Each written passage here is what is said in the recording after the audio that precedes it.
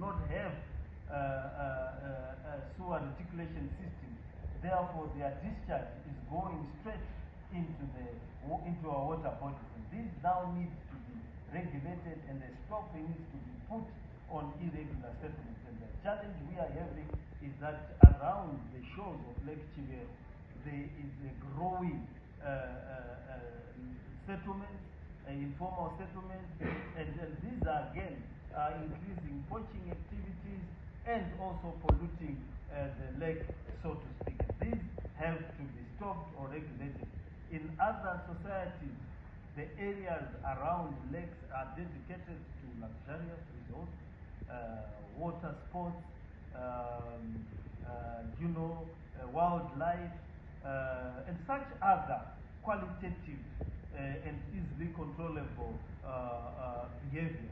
The shores of Lake Chivero are becoming swallowed by informal settlements, and that has to stop. This puts the wildlife in danger, the water body itself in danger, and it also becomes difficult to control it. What is also needs to be done is an increase in our regulatory efforts. Both EMA and the city of Harare, we need to fine and clamp down on polluters in a big way. And to the extent that we also contribute to the pollution, we should make sure that we correct that. We need to understand the chemicals that are going into the lake, where they are coming from, and the infrastructure that is to be built in our industries, wherein they don't have to discharge their effluent into the river. We also are going to upgrade our chemical regime and modernize it. We have entered into memorandum of understanding to introduce the use of chlorine dioxide as part of our water treatment process, and this chlorine dioxide will help in terms of dealing with the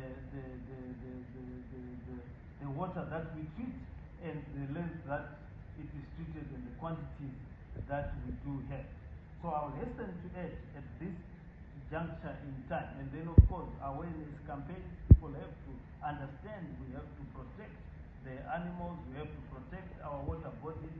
It is a precious resource.